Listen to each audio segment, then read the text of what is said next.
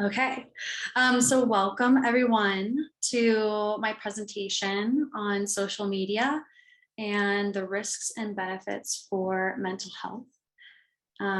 Before I get too far into it, a little bit about me. So I am one of the postdoctoral residents at the Utah Center for Evidence-Based Treatment. I serve on the anxiety and mood team and also on the dialectical behavioral therapy or DBT team. I got my doctorate in clinical psychology from PGSP Stanford Psyche Consortium. I identify as a generalist, so I like working with a lot of different presenting issues. I like being on multiple different teams, and I have a passion and specialty for working with especially adolescents and young adults. And so my presentation will be focused primarily on those age ranges, but can be really generalized across the lifespan. And I grew up in Silicon Valley, where a lot of these social media companies formed. I know people that work for them, have worked for them, worked on creating them, and I've used some form of social media since high school. And this is kind of a picture of me and my dog from one of my social media accounts. So this is not just kids, right? A lot of us are using it, and we'll talk about risks and benefits. So first, who is this talk for? But it kind of covers, and I want it to cover a wide range of people, but first and foremost, healthcare providers, other therapists, other psychologists, and also educators that work with adolescents and young adults. I'll be talking about treatment interventions. These are things that I think are helpful for us to be thinking about when working with adolescents and young adults, and also parents. So I think parents are probably my biggest motivator for giving this talk. I think they've asked me, the parents of the adolescents I work with have asked me questions about social media. What should we do? How is this affecting my teen? How should I limit it? What kind of rules should I put? And so wanting to kind of gather the evidence and what we know as a field right now felt important, especially for my parent work. And then in general, anyone who wants to know more about how social media is affecting their mental health or the mental health of their loved ones, good stuff for us to be thinking about. So my objectives, what I'm going to be kind of trying to tackle during this talk, or tackling during this talk, is providing an overview of social media use among adolescents and young adults. So kind of where is it at right now, and especially how we gotten here over the past decade. I'm going to describe the current research on the impacts of social media on mental health. What is our field kind of saying? What are other fields saying about this impact? Then I'm going to talk about different factors to consider regarding social media and its effect on mental health that I think are important, not only in a therapy context, but just in general when we're thinking about our use of social media. And then last, describing potential treatment interventions to target some of the negative effects of social media on mental health. All right.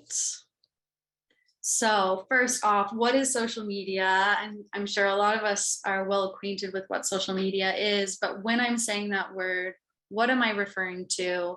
And so I'm referring to websites and applications that enable individuals to create and share content with one another. And that can be verbally or visually, pictures, videos. These are some icons of the most popular social media sites: Facebook, Instagram, Twitter, YouTube. And I think very important, especially for our teens, when they're polled, their two top social media sites they're using a lot are Snapchat. That's the one with the little ghost icon. And this is like a messaging platform. And part of it is that when you send a message, it disappears after you've opened it. And so that can be pictures, videos, or just text. And then also TikTok, which is something that has been rapidly adopted by teens, and it's sharing these brief short videos on a variety of different topics, education, dancing, comedy. And so this is what I'm referring to. So the rise of social media, I think it's important that I kind of set the backdrop of how we currently got here and why we're really thinking about how is this affecting our mental health. So I have a picture of one of the first iPhones that were released in 2007. And the first big social media platforms were released around the same time. And since then, it's been a really rapid adoption, both of smartphones and of social media. And this is like daily use of social media as well. So by 2012, about 50% of the US population had a smartphone, and about 50% of teens were using social media daily. By 2018, that number raised to 80%. And right now, with the most recent stats, 92% of teenagers are actively on social media every day. And worldwide, we're spending about 2 hours daily. So this has become rapidly a large part of our lives. And although I'm going to be focused on teens and young adults, I think it's also important to kind of share this graph of across all age groups, we're using social media more. And there's been a rapid adoption of it in terms of using it. So we have that 18 to 29, young adult too, but 30 to 49-year-olds are right behind them in terms of where they're at now at 2020. So this applies to all of us, and it's happened really rapidly.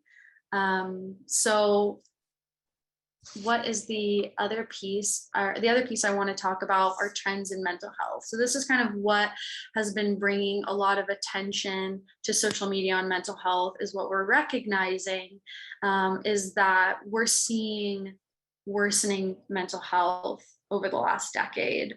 And these are increases both in self-report measures and in objectively measured. So the amount of self-harm that we're seeing, suicide attempts and suicide.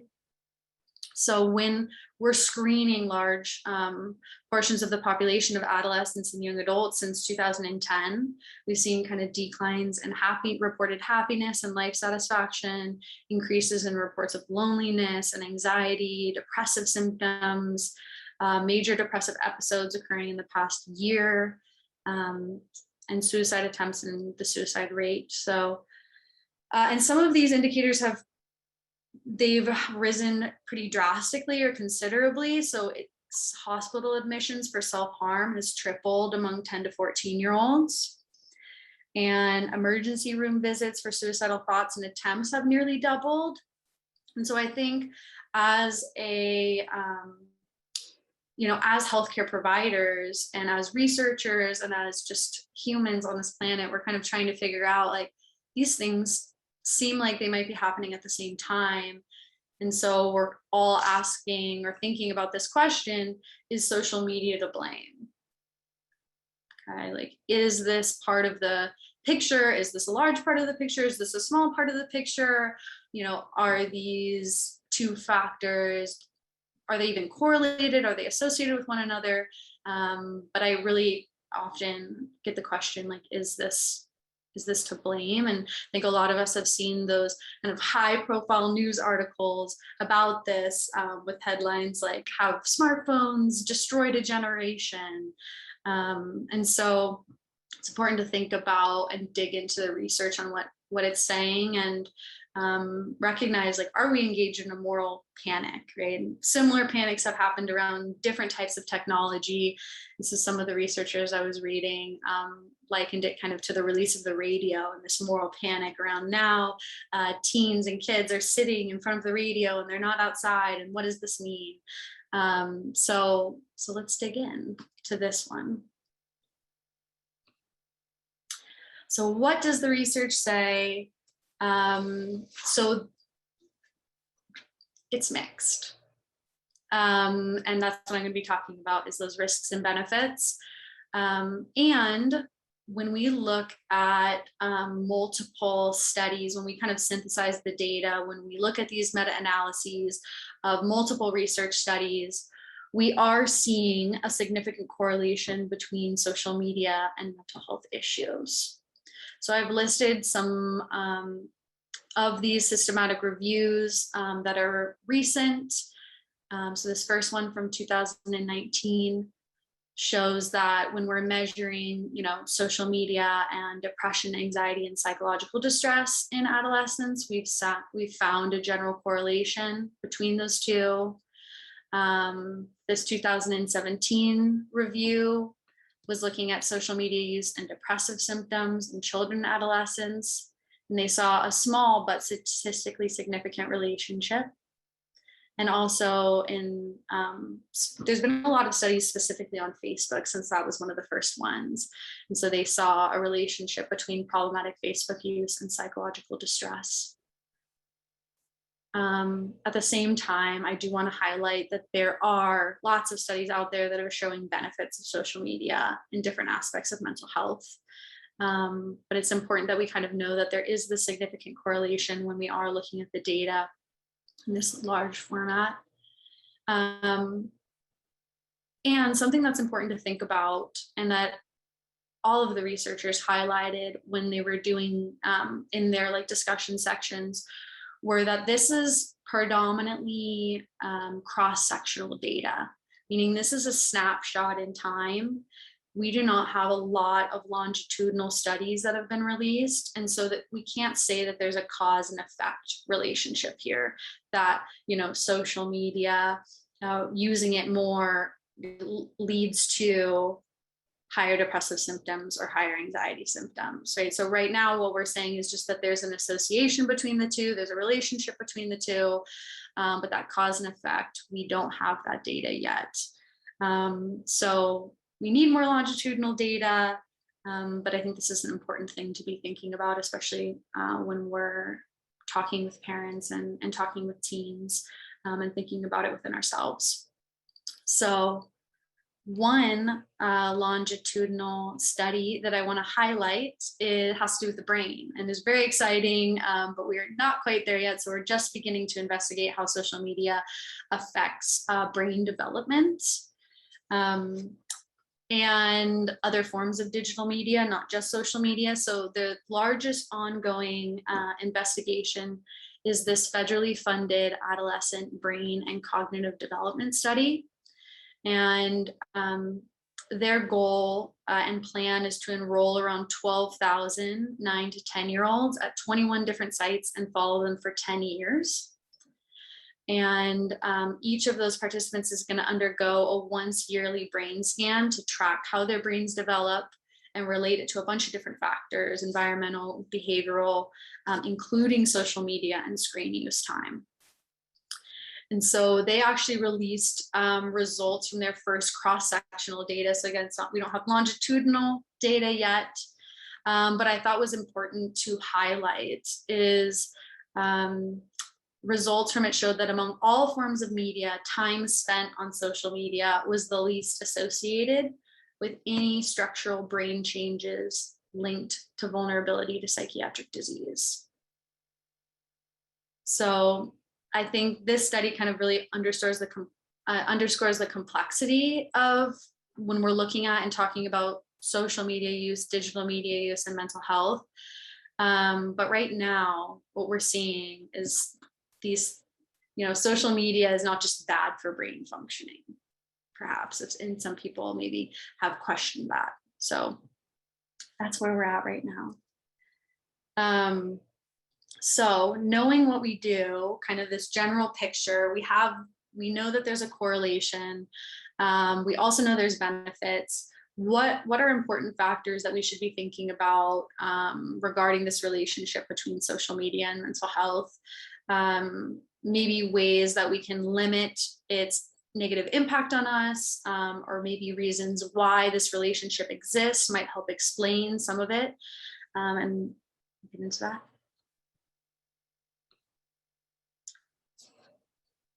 So first thing is time spent. So I get this question probably one of the most frequently, and I think this also exemplifies this difference between cross-sectional and longitudinal data. This is one area that we do have longitudinal data in, which is exciting. And it's kind of a hot topic. I've seen different recommendations in terms of the amount of time we should be allowing ourselves to be on social media. And so a lot of studies have shown this link the amount of time you spend on this is correlated with mental health issues, especially in girls. A lot of the research highlighted that girls and females in general experience worsening effects of social media on their mental health.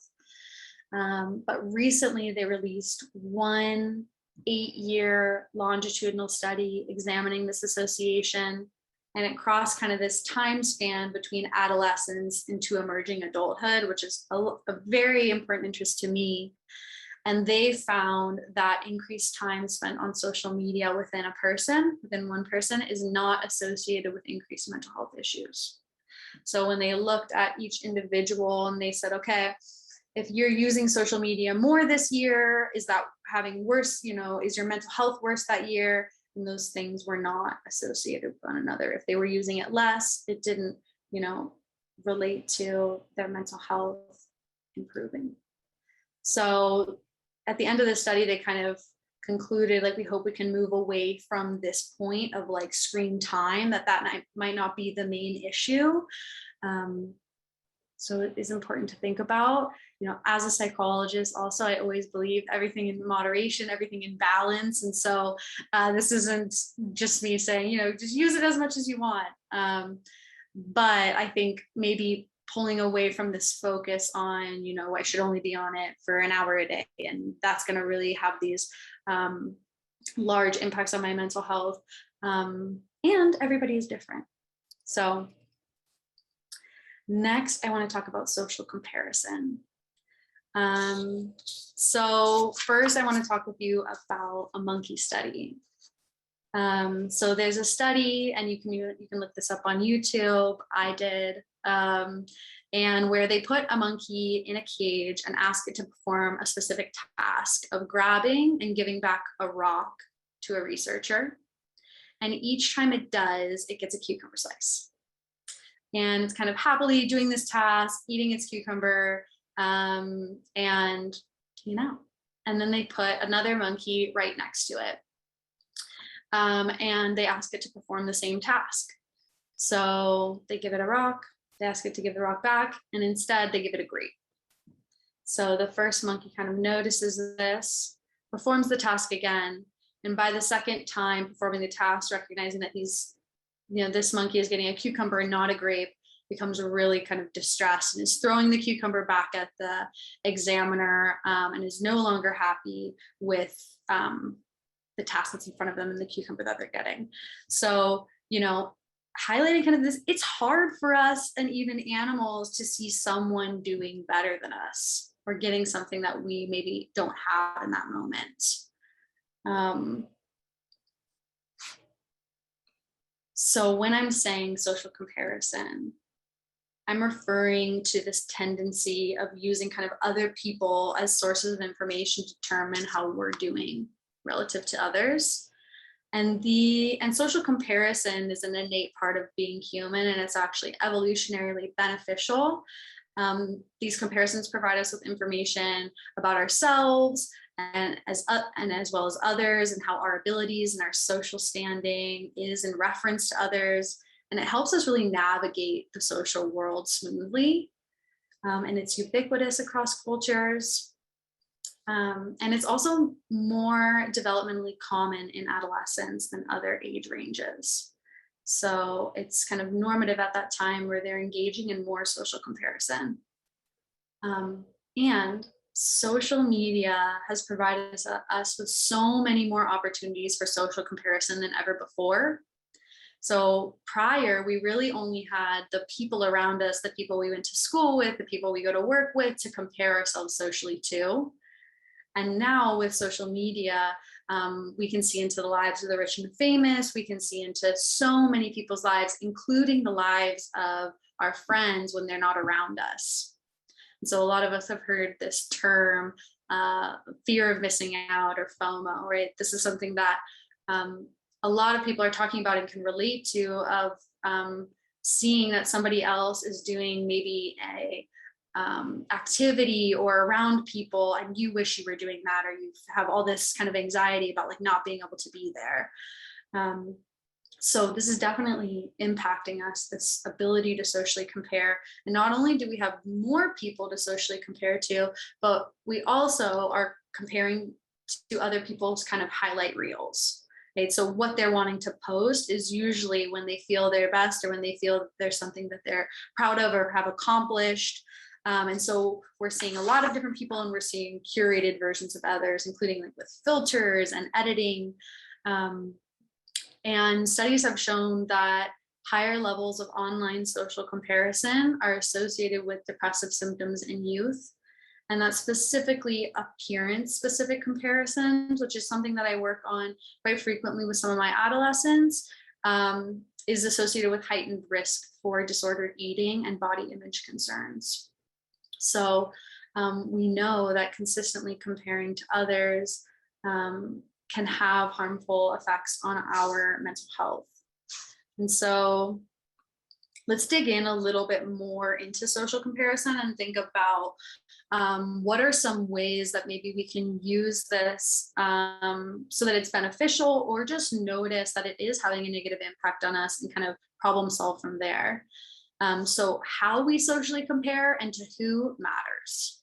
So we can compare upwards, meaning to someone who we feel is doing better than us in some area, or downwards to someone we feel we're doing better than in some area. And both types of comparisons can have positive or negative effects, depending on how we interact and approach them. So an example here I have of an upward comparison is seeing someone on social media and thinking to myself, they're a better dancer than me. And I can approach that in a way where I find motivation and inspiration from it, of like, oh, that really inspires me to like finally sign up for that dance class that I've been meaning to do, because I could be and dance more like her or more like him, right? It can also have a negative effect on my mental health, where I can think, wow, they're such a better dancer than me. I'm never going to be able to be as good as them, and start to kind of into those thought patterns of like envy and dissatisfaction with myself and self-criticism. Similarly, downward comparisons we can do have positive and negative effects. So downward comparisons, I have an example of, you notice someone has lost their job and you still have yours. And noticing that, I can have gratitude about it and think, hey, I'm so grateful for my job. So many people have lost their jobs during this pandemic, and I'm really grateful to have mine. I could also approach that in a way where I have a lot of pity for them, like, oh, that's so sad. I'm not going to distance myself from it. I would never put myself in that position, and that's going to have more negative effects on my mental health. What we see from research is that often what leads to worsening kind of mental health are often doing upward comparisons and then having that self-criticism, dissatisfaction, envy piece. And so when I notice patients that I work with talking about that, this can be a really great platform to talk about, all of us do that to a certain extent. And like, maybe how can we shift the way that we're thinking about it, and the way that we approach it, and be mindful of like, wow, this frequently comes up when I see this content. Is there a way I can shift my thinking? Or external factors, maybe that's someone that I don't want to be following anymore on social media. So definitely a great door factor to consider and talk about. Next is sleep. So adolescent sleep is such an important public health issue. Adolescents are often, when we're surveying them, not getting enough sleep. This has really large documented effects on their mental health, also obesity, academic performance. And recent research shows that about 40% of adolescents are using their mobile device 5 minutes before going to bed. And 36% are waking up to check their device at least once during the night. And so when we're looking at this association between sleep and mental health and how social media is impacting that, researchers are showing that increased time on social media is associated with poor sleep patterns. So kids are going to bed later, they're waking up later on school days, they're having trouble going back to sleep once they've woken up to check their phone. And so social media's impact on sleep might be one of those important factors, and is an area that I like to talk with parents initially about. If we're wanting to adjust social media and phone use, bedtime can be a great place to start, of maybe possibly not having phones, at once it's bedtime. And so it's protecting that sleep and hopefully limiting those negative effects on mental health.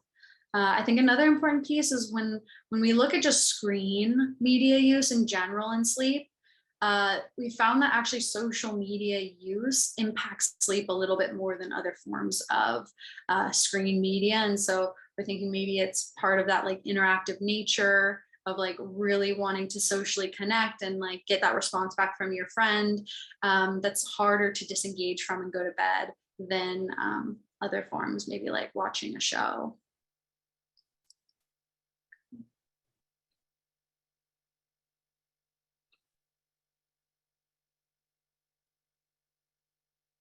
There we go.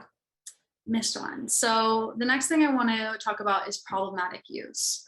So what differentiates like problematic use of social media from maybe just like high use of social media, which we know that might not necessarily be one of the biggest factors that's impacting mental health. So what do we consider problematic? And what does research show kind of maybe is part of those behaviors that link to, if you're using social media in this way, it's more likely to, or it's more associated with mental health issues. And they kind of fall under similar addictive behaviors, but this idea of being unable to control our impulses to use it, constantly thinking about it, feeling really terrible when it's restricted from us, attaching so much importance to it, reducing our interest in other areas of our lives and just focusing in on social media, regular arguments because of our use. And I think an important area that I like to talk about a lot with teens is using social media as an escape to avoid emotions. And so although we all do this to a certain extent, and likely, if social media is a part of your daily life, like you can understand feeling like, oh yeah, maybe some of these things do apply to me. And so, right, it's all on a spectrum. But especially this last one, using social media to escape, we all use it as a form of distraction sometimes. But if that is our main coping skill and we're constantly going back to it to push down our emotions, to escape a stressor, that can be a piece of problematic use that can really lead to this link between social media worsening our mental health. And so I have this little awkward Yeti cartoon where the heart's saying, I feel something is wrong. The brain's been quick, scroll endlessly through social media. And the heart saying, shouldn't you allow me to just feel it? Nope. Scroll, right? And so some of my teens definitely recognize, and young adults recognize, that this is something that they're often going to when they're feeling stressed or when they're feeling emotions, and we're working on kind of other strategies to add into their toolbox. So the next thing I want to talk about is cyberbullying. So a lot of adolescents report cyberbullying, and when we look at the research, this is a significant risk factor for suicidal thoughts and attempts, and has been identified as kind of one of those key mediators between the link of social media and mental health. So what, and cyberbullying kind of looks like spreading lies or posting embarrassing photos about somebody else, sending hurtful messages or threats, impersonating someone and sending mean messages to others. There's a lot of different forms of this. And so thinking about, as a therapist or educator, a parent, what do I do knowing that this is part of social media? This is a risk of social media use and online use in general. I think it's our jobs to open up this conversation, to ask them about it. This is one of those factors that can be important to ask our teens about when we're doing intakes, is, about cyberbullying. Like, have you experienced any bullying online or offline, and opening up that conversation with them. I think also it's important to know and to help our like teens and young adults and parents navigate is that a lot of these social media sites are working hard to put in controls or different ways to reduce bullying on these sites. So you can make reports anonymously. You can block certain users. You can also hide certain people from being able to see them. So even if you don't want them to necessarily know you blocked them, this is something I've talked to some of my teens about. You can just hide that so you're not seeing those messages, and that's not something that is part of what you're looking at on social media. And I think Facebook and Instagram have different like parent resources, and they kind of go over all the different controls or ways that adolescents and kids can kind of protect themselves, and parents can help them protect themselves on these sites. So some of these things to think about, but I think first and foremost, what's important is just opening that door. A lot of times our patients just need the question asked to them to open up. So, and it's a key factor. So let's talk about benefits, because I know the teens I work with would be frustrated if I did not really highlight the benefits of social media. And one of the most clearly established benefits of social media is that of social connection. So a majority of teens report that social media allows them to feel connected to their friends, that it's important for keeping up with their friends on a day-to-day basis, and for having meaningful conversations. And when social media is used in a way that helps form connection, that helps increase a sense of acceptance and belonging, this is when it's really can be beneficial. I know we can hold up the other side of how social media can decrease our self-esteem when we're socially comparing, but there's also studies that show it can lead to increased self-esteem, right, when it leads to a sense of belonging. It's also an opportunity for self-expression.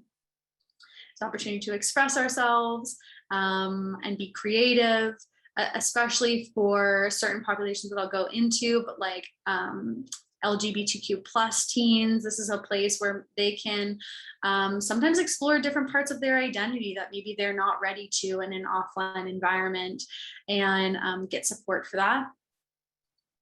Social media has also been shown to increase empathy. So in one study of adolescents, they showed that those who frequently use social media improved their ability to share and understand the feelings of others over time and take another person's perspective. So being exposed to a lot of different perspectives and ways that people feel, and when they open up, and it's able to kind of cultivate and increase empathy.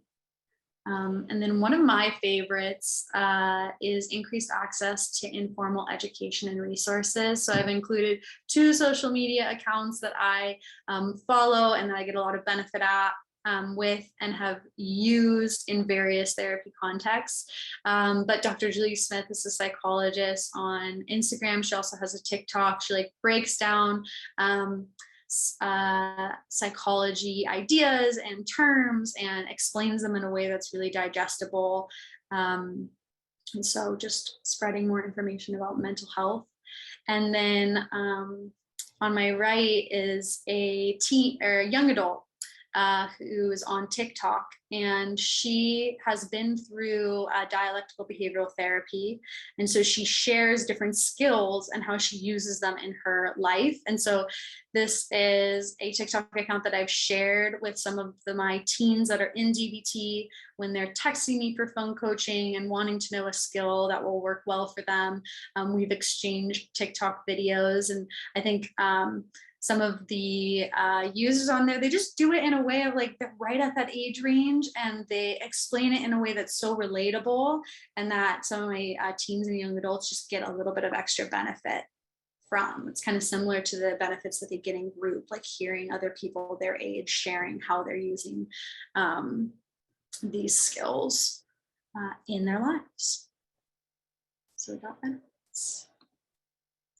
Now I want to kind of touch on social media and diverse populations, and the majority of my research was focused on racial and ethnic minority youth, and also LGBTQ plus youth, and youth that identify as both. And so we see similar benefits.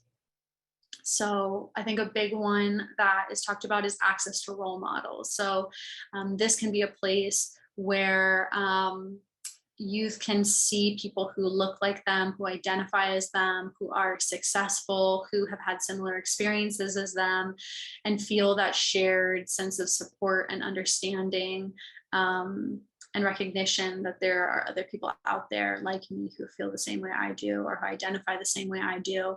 And that provides a lot of benefits in terms of mental health.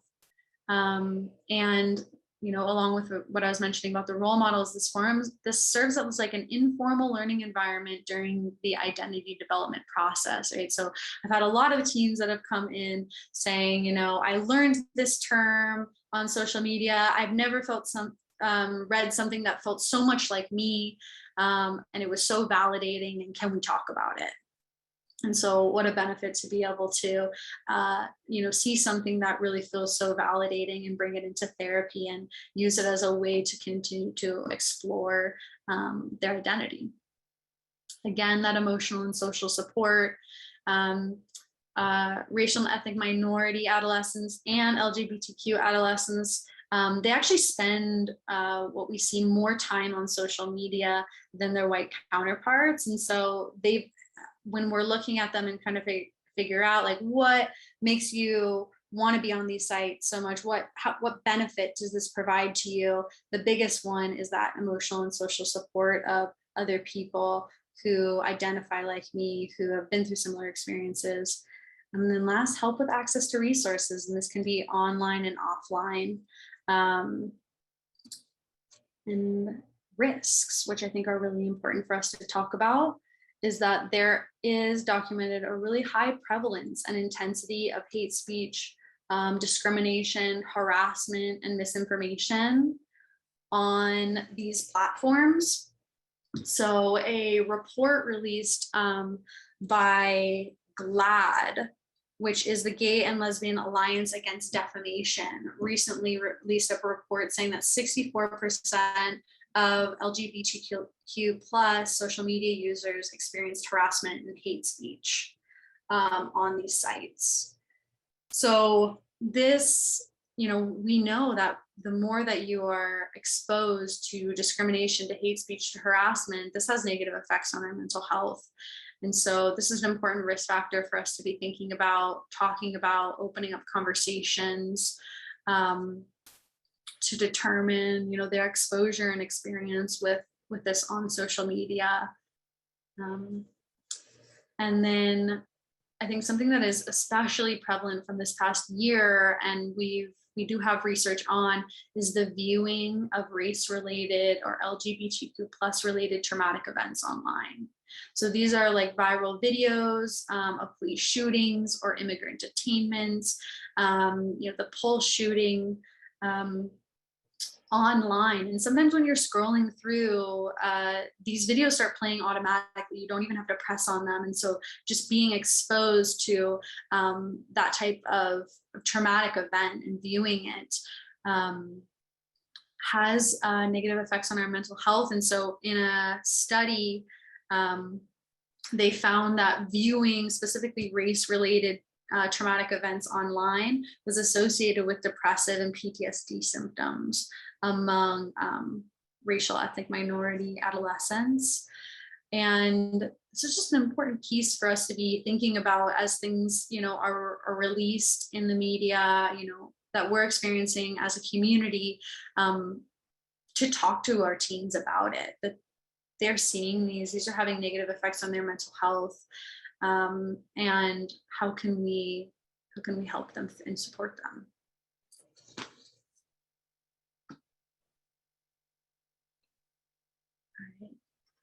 So some potential guidelines, things to be thinking about, things that are listed kind of from the American Academy of Pediatrics and from sifting through this research, where are some places to start? And so one place can be setting aside screen-free or social media-free time and areas like bedtime. So I mentioned this before. I think can be a really fantastic place to start, is protecting sleep. And so whether that's like if social media has become, detrimental to someone's sleep, talking about some strategies to use to reduce that. I think also when working with parents and just when we're thinking about adults in general around teens and young adults, it's modeling healthy screen time behavior, right? So it's when we're having a conversation and our goal is to connect with them, we're putting down our phones, we're not multitasking in that moment, we're kind of shifting our attention from one to the other and giving that kind of undivided attention at that time, or having no phones at the dinner table if that's a time that your family connects, or your patient's family connects. Also talking to them. And I think I've said this multiple times, but this is just opening up the conversation about social media with teens and young adults. I think oftentimes what I notice is that social media and phones in particular can be really quickly demonized, and it really shuts down the conversation. Both parties feel really defensive. And so it's being able to approach this knowing that there are risks and there are benefits, and this is a part of our culture now in our communities, and what does that mean, and talking to them about it. And then teaching digital media literacy can be a great way to start. But this is learning like how media communicates with us, how to examine messages. I love it when some of my teens or young adults come in and have questions. I saw this thing about bodies or nutrition or sexuality, and they're asking those questions already, or I get to sit there and ask these questions with them about kind of like what do you think is the intention of this post? Who's posting it? Why is it being posted? Like, most media is designed to gain profit or power in some way. Are they presenting kind of only one side? What's the other side to it? So it's really about kind of building those critical thinking skills. And it's a place to start. So on to treatment interventions. So what can we do in the therapy room? What are some angles that we can kind of take, or skills we can build up, or ways to approach when social media is brought up? And so some of the strategies that I decided to focus on come from acceptance and commitment therapy, which is an evidence-based treatment that treats a lot of different presenting issues, depression, anxiety. And the overarching goal of this treatment is increasing psychological flexibility, which I personally love, right? That we just want to increase our ability to adapt and change and meet the challenges that are in front of us. And all of us have different strengths and weaknesses. And so it's building up the ones that we want to get a little bit stronger. And so Stephen Hayes, who's one of the creators of ACT, he said this quote, and I thought it was really helpful for me, but we have to figure out how to have modern minds that allow us to step into the challenges of the modern world. And so although we know that there is this correlation between social media and mental health, this is also a part of our culture, and it's probably not going anywhere anytime soon. And so for some of us, that's going to mean limiting it really significantly. For some of us, that's going to mean not being on it at all. And for each person, that's an individual decision, and makes sense. For a lot of us, though, it's going to mean how do we approach social media in a way that's more effective and helpful for us? How do we build this modern mind? And so one technique is mindfulness. And so this is a technique for living in the moment, non-judgmentally. And it helps us kind of become more aware of what's happening around us, how we're feeling. It's taking the time to really slow down and notice the details, which helps us to better regulate our emotions and stress levels, and introduces a level of self-reflection and self-awareness that we often don't have when we're scrolling through social media. And so this can look like checking in with yourself before, during, and after using social media, and asking yourself, like, how am I doing? And prompting your teens to ask themselves, how are they doing? How is this app making me feel? How would I feel looking after that specific photo or video? What thoughts are running through my mind? And seeing what comes from those questions, but slowing it down and asking those is a really important piece. And it's okay if we notice that our emotions are more negative. And it's about trying not to judge ourselves or that feeling, and just acknowledging that that emotion is there. And acknowledging when we're feeling jealous or sad. And this can be really powerful and actually take a lot of the bite out of that bad feeling. It can be kind of the tool just within itself. So it doesn't necessarily mean that if that, more negative feeling comes up, that that means you just got to get rid of it, right? But we're aware of that, what might be contributing to that, and that can help us process that emotion. However, if you're someone and you're checking in with yourself and you're consistently not feeling good, practicing mindfulness can help identify that, and then ask yourself why. Is there something that can help? Maybe I do really want to reduce my use. So I have some popular and social mindfulness apps that I use. So Headspace is a great one, Calm. And then we have Smiling Mind, which is designed more for young people, like tweens, teens. And so that can be a great one. But I actually want to practice with everybody. So if you feel willing, I would love to lead you through a mindfulness exercise and kind of experience what this is like to engage in mindfulness surrounding social media. And then maybe you can lead some of your patients through it. Okay, so I'll have everybody find a comfortable, alert position. And again, if you feel comfortable, you can close your eyes or find a soft gaze and bring attention to your breath.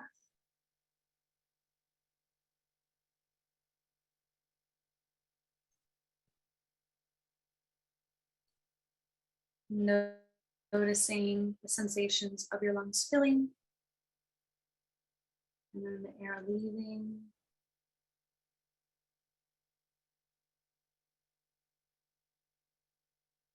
And then shifting our awareness to our bodies and what we're feeling in this moment with emotion.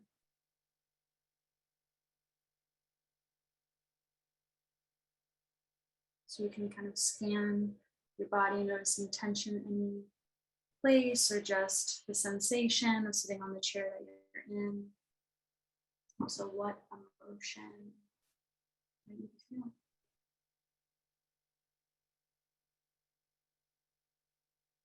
And next, I want you to pick up your phone, and before you open up one of your favorite social media site,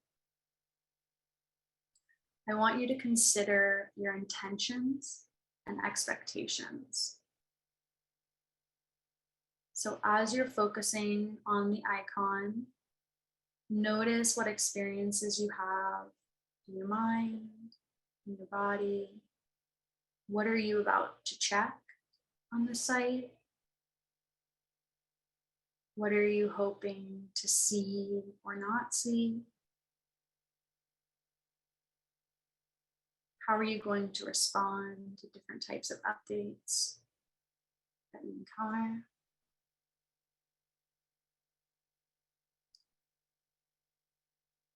And by checking your social media, Are you interested in connecting or disconnecting and distracting?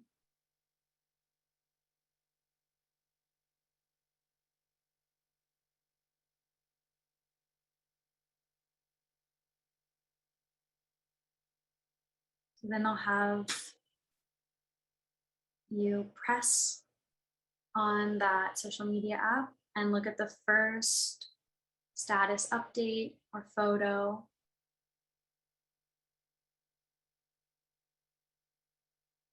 And then sit back and close your eyes again, or find a soft gaze.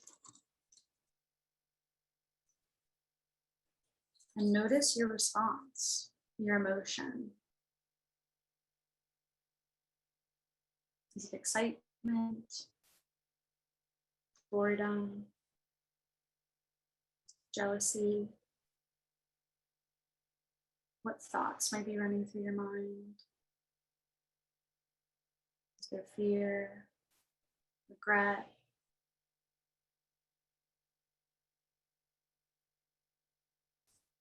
Do you notice an urge to read on, to click a response, to share yourself or something else?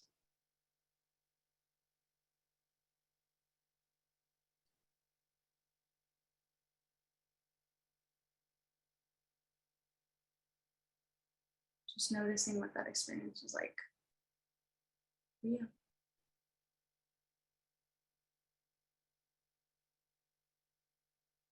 And I'll have everybody take a couple breaths and bring themselves back to the talk and the space that they're in.